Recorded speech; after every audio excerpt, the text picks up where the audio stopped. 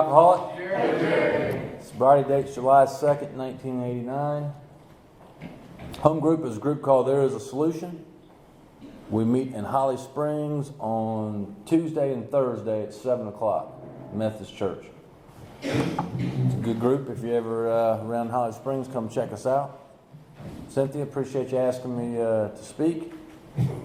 We were talking about you earlier, but it was all done with love and with respect, except for what Steve said about you. I can't repeat it from the podium. But good to be here tonight. Good to be sober. Good to be in my right mind. I'm a guy that is extremely grateful to be a member of Alcoholics Anonymous.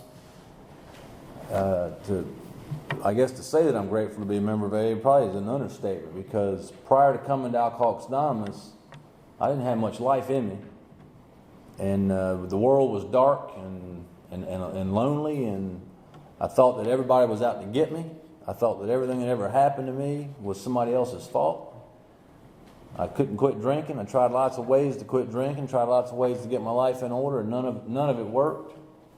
And I'd had given up on life. And when I found Alcoholics Anonymous and became a member and started to take those steps and to try to practice Alcoholics Anonymous as a way of life, I was given life, and my life changed. And I got sober when I was 22. I've been sober well over half my life now, and so the only reason I say that is because I've grown up in Alcoholics Anonymous, and when I got here, I didn't know a whole lot about life or about living, and I've been able to follow some really good members of Alcoholics Anonymous. I've been able to really all my decisions and everything that I do is based on principles and actions that I've learned in Alcoholics Anonymous. And Alcoholics Anonymous has done way more than just keep me sober or get me sober. It's inspired me to go way beyond anything I ever thought that I could do in my life.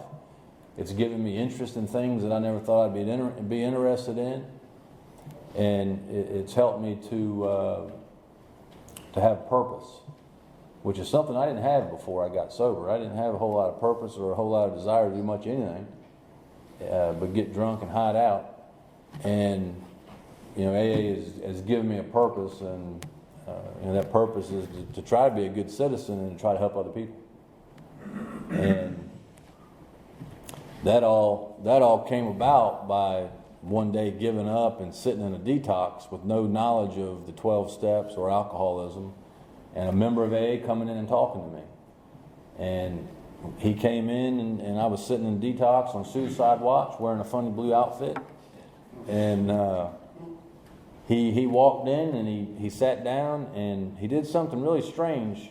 I had had a lot of people try to help me up to that point in my life. But when he came in and sat down, all he did was talk about himself. He didn't ask me a bunch of questions. He didn't tell me what he thought my problem was. He didn't tell me what he thought I ought to be doing. He just simply talked about how he drank and what happened to him, and how hopeless he was and how powerless he was. And he did that by sharing his experience with drinking and some of the trouble that he had. And it was almost identical to some of the same problems that I was having. I'd never heard anything shared like that. And it was way different than the preachers and the psychiatrists and the family members and the first sergeants that tried to help me. And there was an identification there that I knew that guy had done what I'd done. He drank like I drank. He was just like me. And there was an identification that happened with that gentleman that didn't happen with all those other well-intended people that tried to help me. And our literature says that until that identification is met, that little can be done for the alcoholic. And I knew that day when that guy came and talked to me that whatever he had, that I had it too. And he was different in that he'd been sober for a number of years. And he talked about how Alcoholics Anonymous had done that for him, and a power greater than himself had done that. I didn't know what any of that stuff was. But what happened was he gave me some hope. And I started to realize that I wasn't alone and I wasn't different. And if you'd asked me up to that point in my life, I mean, I thought that I was alone. I was isolated, and I thought I was different than everybody else. I didn't think anybody had ever done some of the things that I'd done.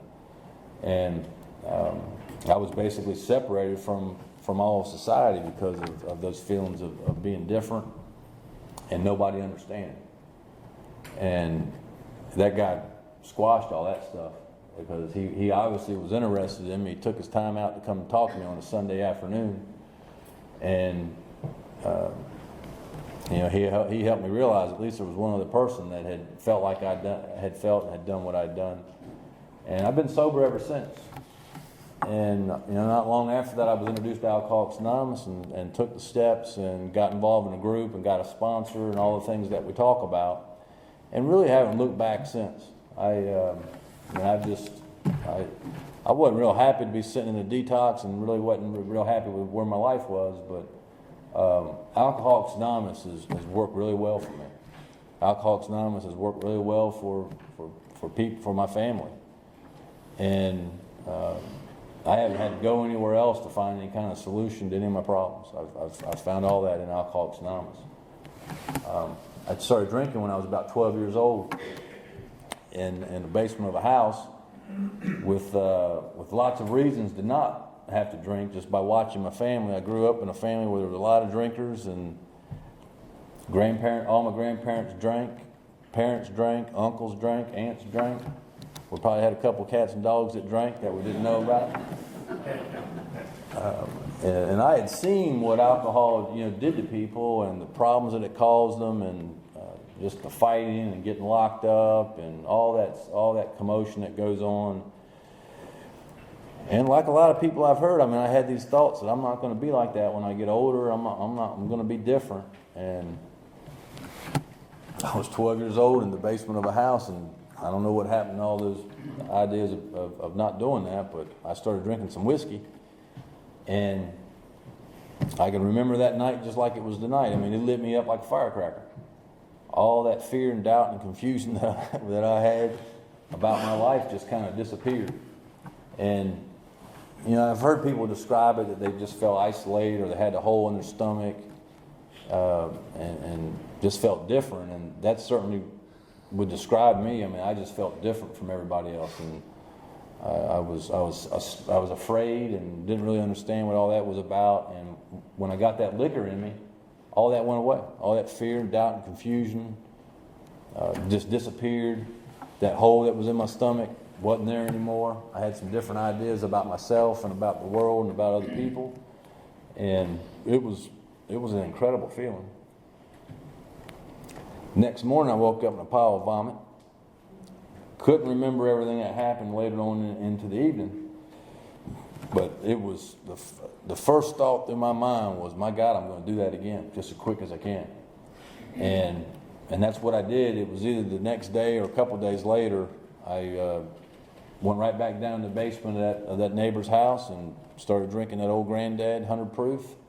And the same thing happened. All that fear, doubt, and confusion went away, and it gave me power. The literature talks about getting a sense that we're restless, irritable, and discontent.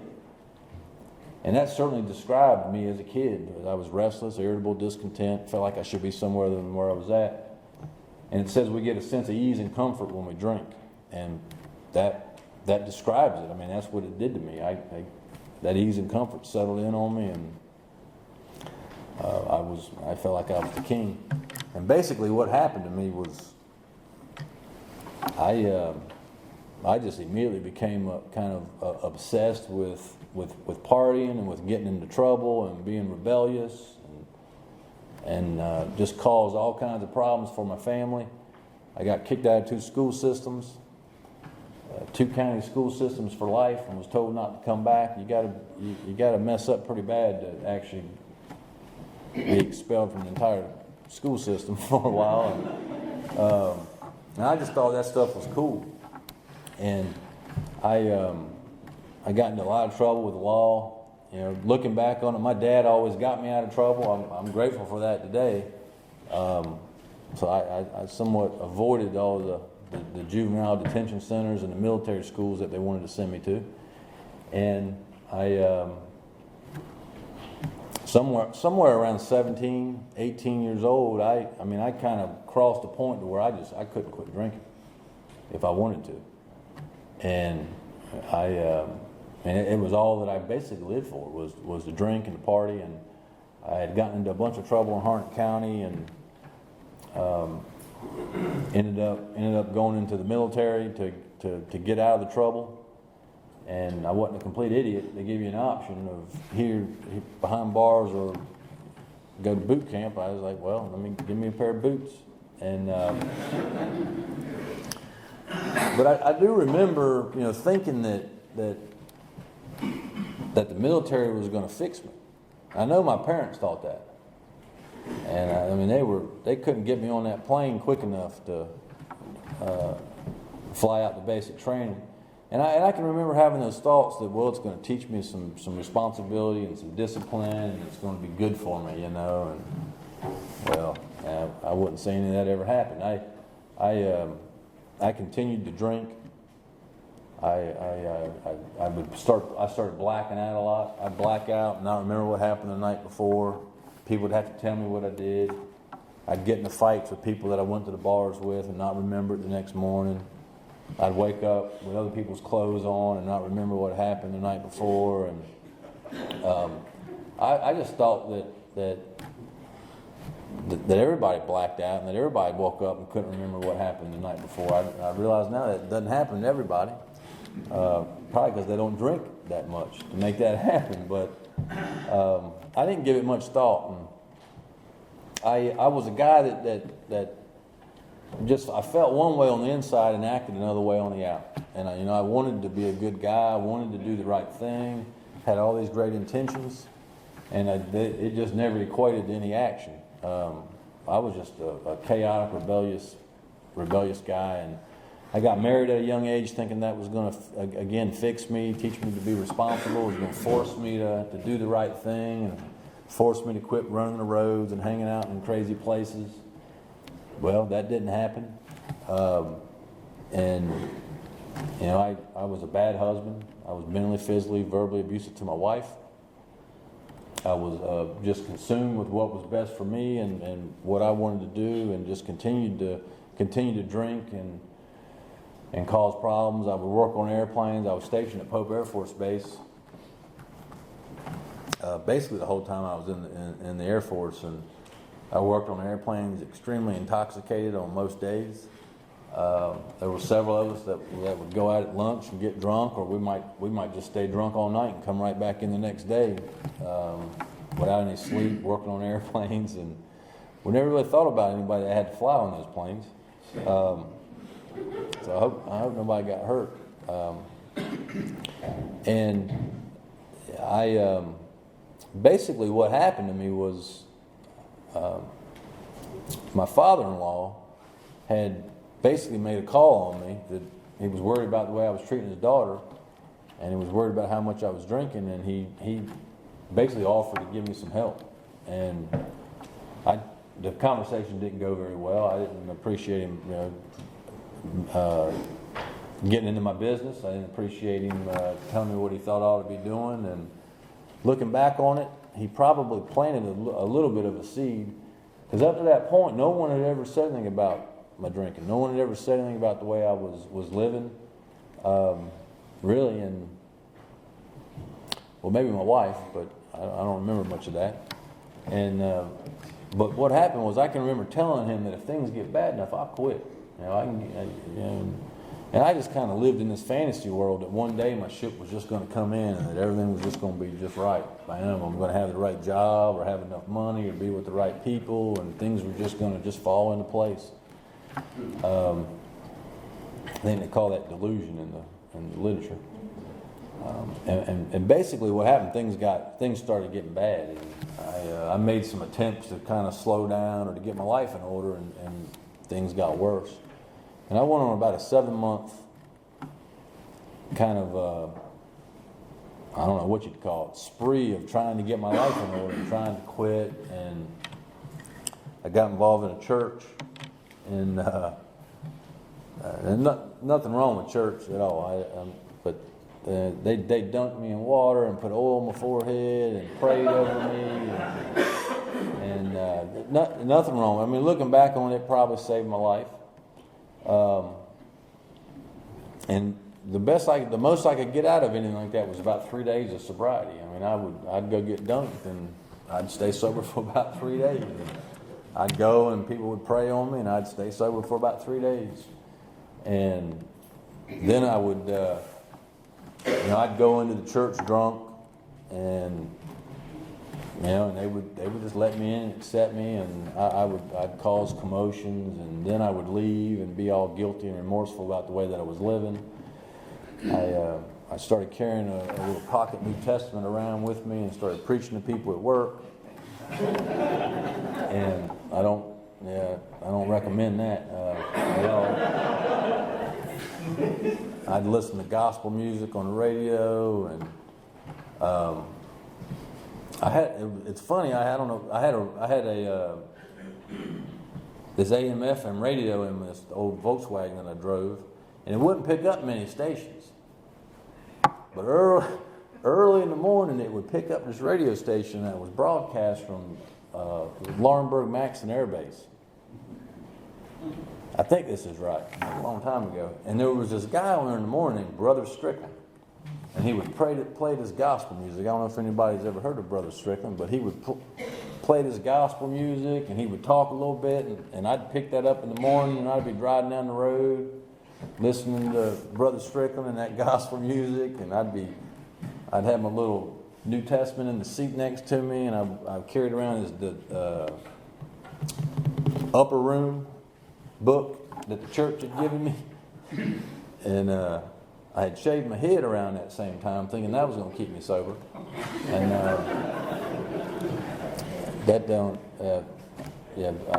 this organization thought when you shave your hair, that signifies the old man dying and your old ideas die, and that when your hair grows back, you're kind of reborn, you get a new way to live. So I shaved my head, and I'm looking like a complete idiot riding around in a bright orange Volkswagen Beetle, listening to gospel music, reading the New Testament in the upper room, and preaching to people at like 9 in the morning and be drunk by 11 at lunch. And I had no idea what was wrong with me. I didn't understand why I did what I did. I'd make promises to my wife about coming straight home after work. And, I'd have a thought of stopping off at somebody's house or stopping at the convenience store and getting some beer. And once I drank that first beer, I was off to the races. And I may or may not come home.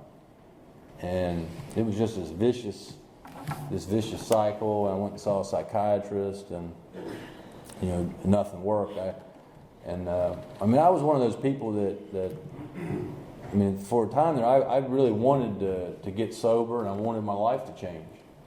And every attempt that I made at that, none of it worked. And this was with no knowledge of alcoholism as being an illness or 12 steps or Alcoholics Anonymous. And I got suicidal and really just kind of thought that the world would be better off without me in it. I hated what I was doing to my family. I just continued to break promises. I continued to be dishonest with them. I continued to use them and to steal and to just do all kinds of stuff. And I really thought they'd be better off without me. And if you'd asked me, I'd have told you that they had given up on me and that they didn't care. And I had one of the suicide attempts. I tried suicide 3 times. One of the suicide attempts was I had a dog that had red mange, and that dog was ate up with mange. He was just rough looking. And the vet had given me this poison to kill the mange on this dog. And this will show you I'm not real bright.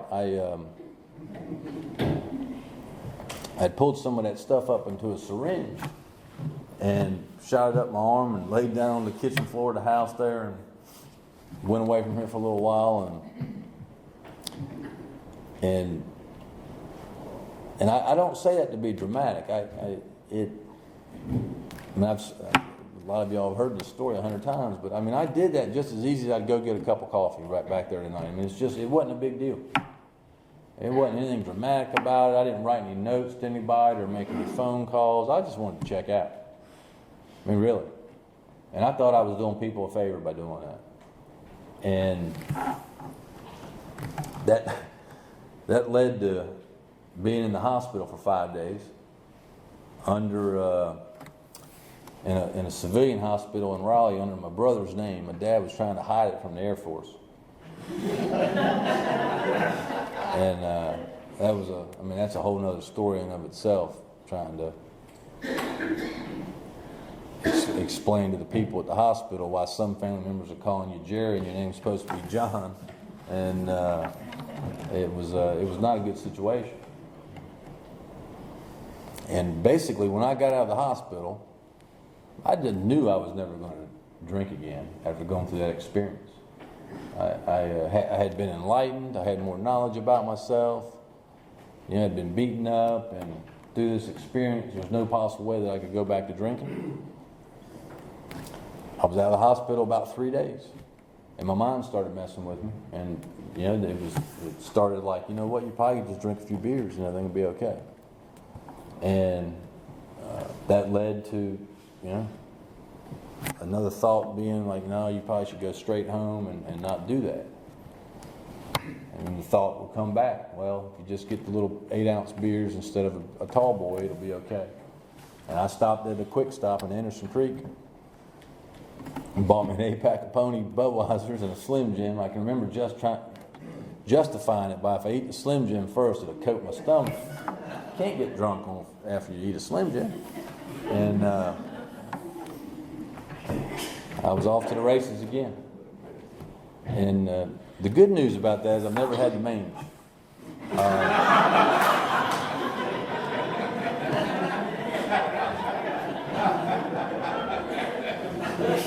And I would submit to you that it's helped my hair actually grow as I age. I mean, most people, when you get old, your hair falls out. Mine's done the opposite. Mine's gotten thicker. I think it's because of that poison. But that's a classic example of what alcoholism is. I mean, I had all kinds of reasons to not drink that day. I had just been out of the hospital for a few days after being in there for 5 days, almost dying, putting my family through all kinds of financial difficulties, trauma, just pain and suffering, not to mention the pain and suffering that I went through. And all that stuff is pushed aside for the thought that I can drink an 8-ounce beer. And when the literature says we've lost the power of choice on whether we drink or not, that's what that's talking about. I didn't have a choice. Once that obsession hit my mind, I was going to go drink. And that I can't bring into my mind with sufficient force any kind of pain and suffering to stop me from taking a drink. It would go on to say that we have no effective mental defense against the first drink. And that's what that was. I didn't have any defense. That's why I need Alcoholics Anonymous, and that's why I need people in Alcoholics Anonymous, and that's why I need a power greater than myself. That's what the defense against the first drink is. That's why I got to stay active in Alcoholics Anonymous for the rest of my life. If I don't, I'm going to lose that defense, and I'm eventually going to go drink again. And that's one of the reasons why I'm an alcoholic, because once I start, I can't stop. And I got a mind that tells me it's okay to do it. It's got nothing to do with being locked up. It's got nothing to do with being rich or poor, not being locked up. It's got nothing to do with your social status. It's got nothing to do with any of those circumstances in my life. It's got nothing to do with the way I was raised. I mean, certainly I'm somewhat of a product of my environment, but I'm an alcoholic because when I drink, I can't stop. And I got a mind that tells me it's okay to do it. That's what differentiates me from a normal drinker. I got discharged out of the Air Force, and my time was up. I mean, I got honorably discharged, but they let me out, and I'm not sure how all that happened, but I was convinced at this point that the Air Force was the problem, and that now that I'm out, well, things are going smooth sailing. Well, I went downhill real quick, living like an animal, getting ready to lose the house that we're living in. The motor blowed up in the orange Volkswagen that I'm driving around. I can't find my New Testament, and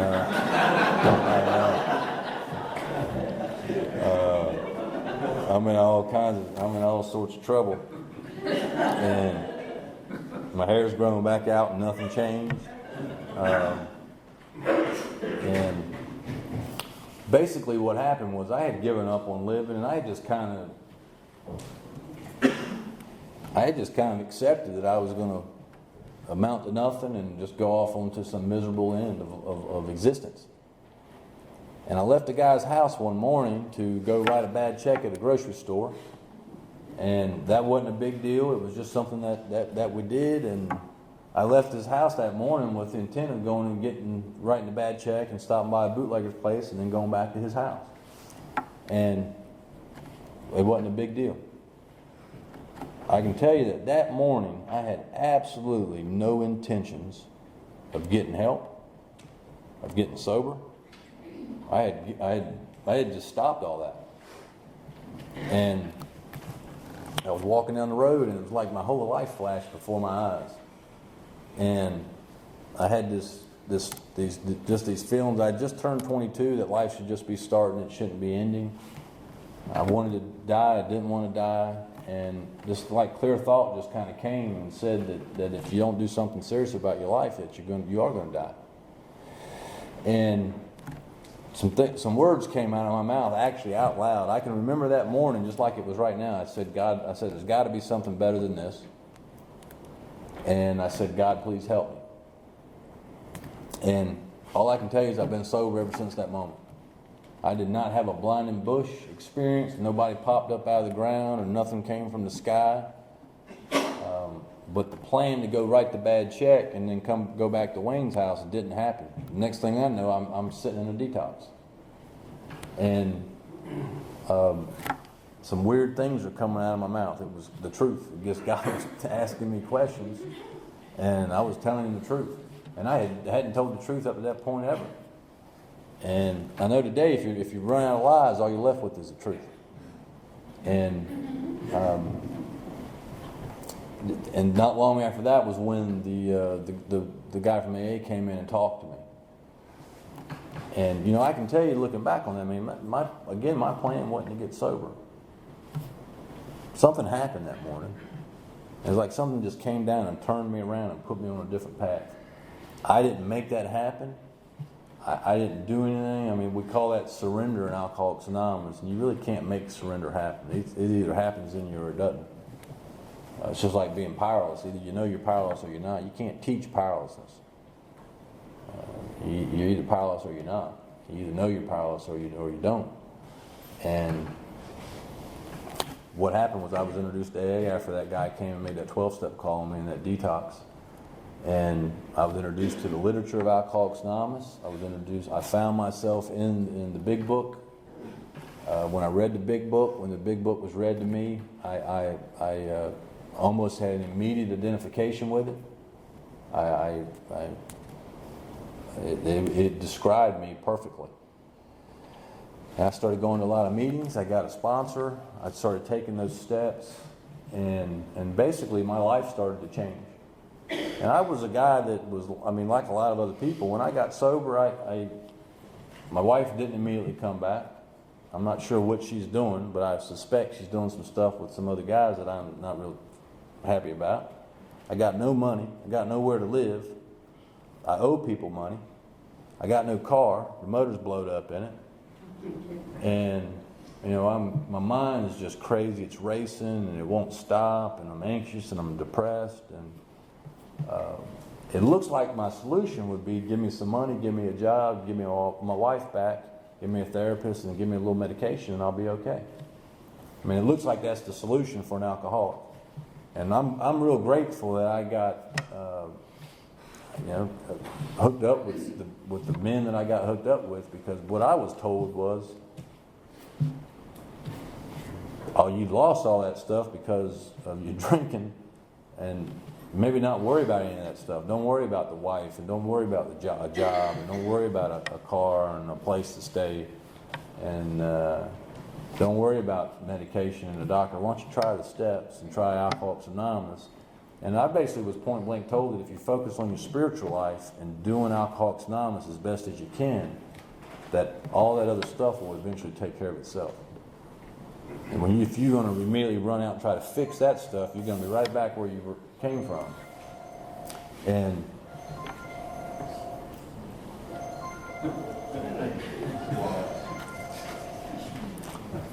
now you know it's a strange world we live in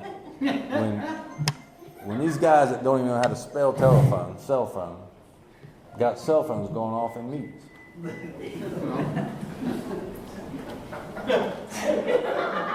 got my billfold mark.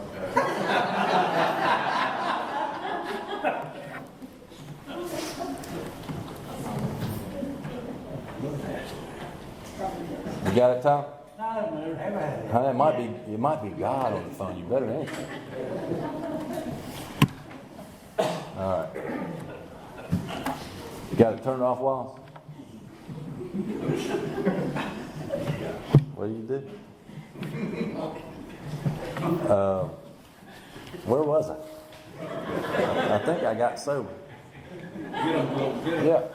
So anyway, you know what? That's what I did. I mean, obviously, a job and a place to stay is important, but I didn't like try to chase all that stuff. I took care of my alcoholism, and things started to change.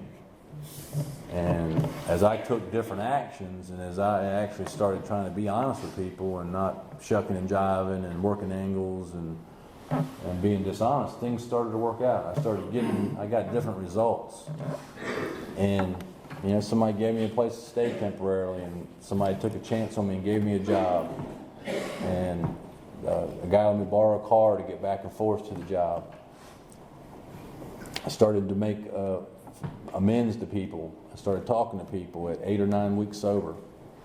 And I went back and talked to people that I owed money. I didn't have all the money to pay them, but I went and talked to them anyway and made arrangements so I wouldn't have to keep looking over my shoulder. And you know, as I started doing that, things started to work out for me, and I got different results. You know, and I've had an incredible life sober. And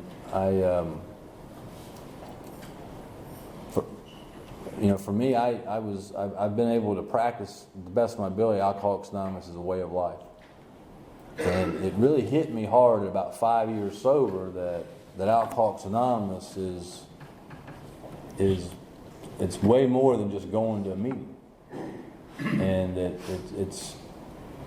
And I'd always known that, but I really associate a lot of my sobriety with meetings and going to meetings, and I started to realize that Alcoholics Anonymous is a way of life, and that these principles are things that I'm supposed to take with me everywhere that I go.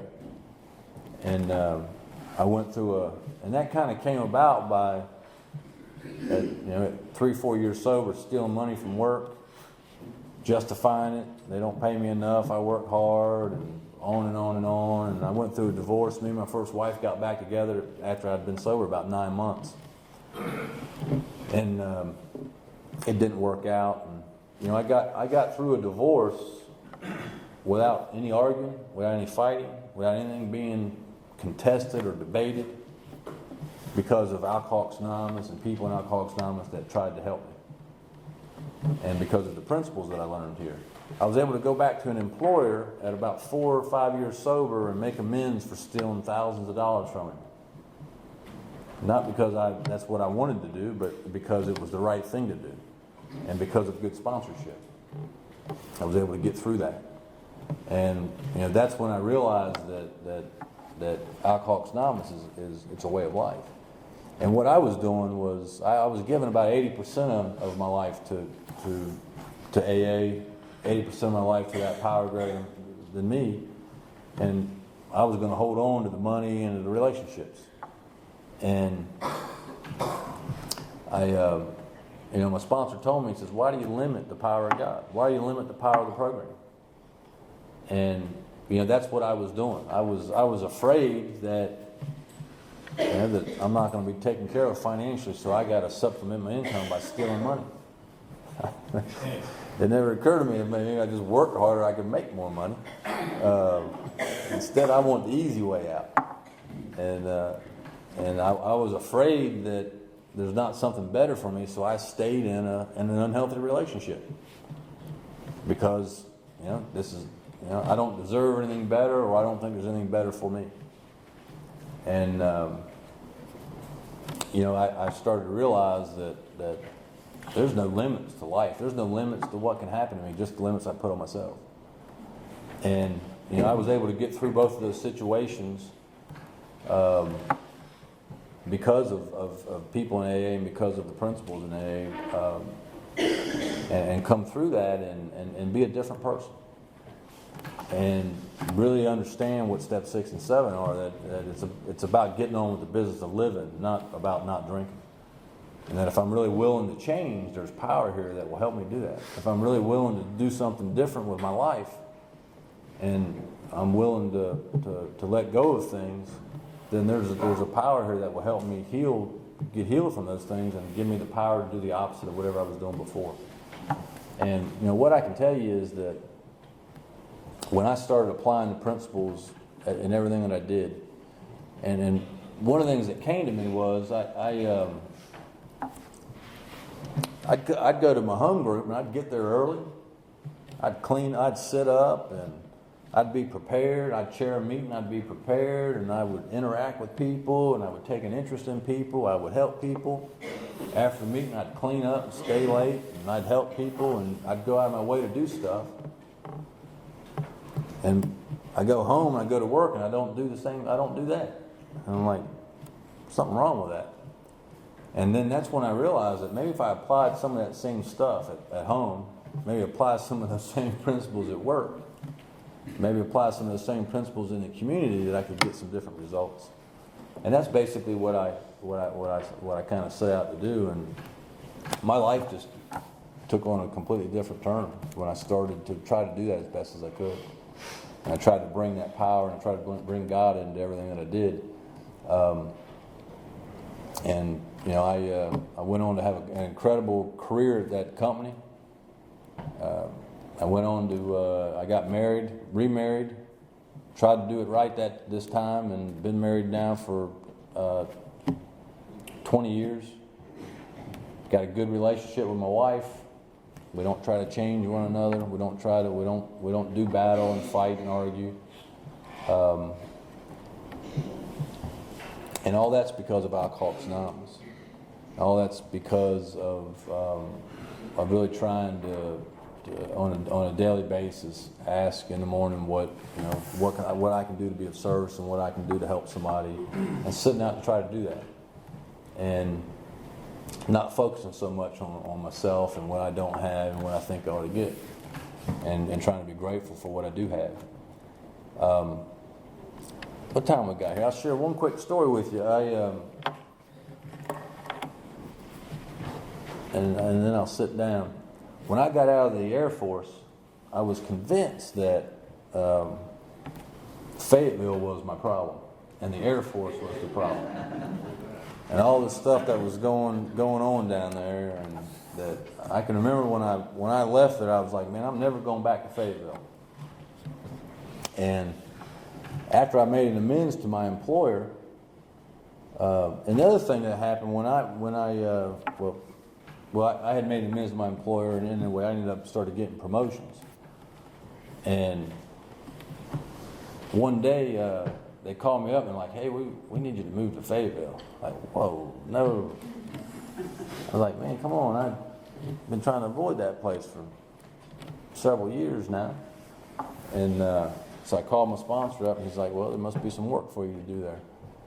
So anyway, I took the job in Fayetteville, and one of the things that was on my amends was the Air Force, and I don't know that Fayetteville was on my amends list, but maybe it should have been. And I'd always I'd always I'm a guy that I was in the Air Force for 4 years and never flew on an airplane. Now you figure that out. It's kind of hard to do, but I did it. But I had always regretted not flying on a military aircraft once I got sober. But anyway, I started working in Fayetteville, and I was able to get involved in some civic stuff and some business stuff in Fayetteville, and actually make an impact on the community there because of Alcoholics Anonymous. One day, I was asked to speak at this place in Fayetteville. It was an AA talk in this. I don't know if it's still there. It was like a federal halfway house, and matter of fact, I was giving a talk, and some guy stood up in the middle of the talk and told me I was full of crap. Said he'd tried AA and it didn't work for him. Anyway, after the talk, this guy comes up to me and he says, "So you were in the Air Force?" I was like, "Yeah." And he says, "Well, I'm in the Air Force too." And he says, they had just started this like substance abuse program on Pope Air Force Base. When I was in the military, they didn't have a alcohol drug problem because they just, we don't have a problem. Nobody does anything like that. And he wanted to know if I'd come speak at it. I was like, "Well, yeah, I'll come speak at it."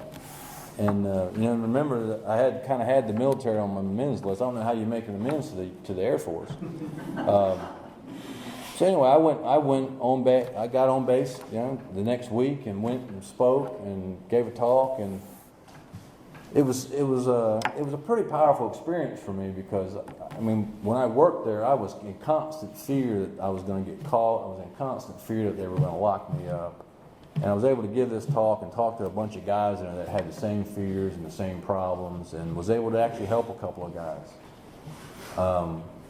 All because of being a member of Alcoholics Anonymous. I was actually able to go back into that place that I had basically not done a whole lot of work for and give back. And it was a powerful experience. A little while later, I get a phone call, and they wanted to know if I wanted to fly on a military airplane. And the commander of the Pope Air Force Base invited me to actually fly on it was a refueling mission, so I actually was able to get in one of the refuel tankers and refuel an A-10 Warthog while we were up in the air. Again, another powerful experience. And those things don't happen by sitting at home watching Jeopardy. Or those things don't happen by sitting down at Cranes Creek drinking Wild Irish Rose in the back of a Volkswagen Beetle. I look back on that and realize that if because I was willing to do the work and because I was open to something changing, something being different, that God provided opportunities for me to be of service.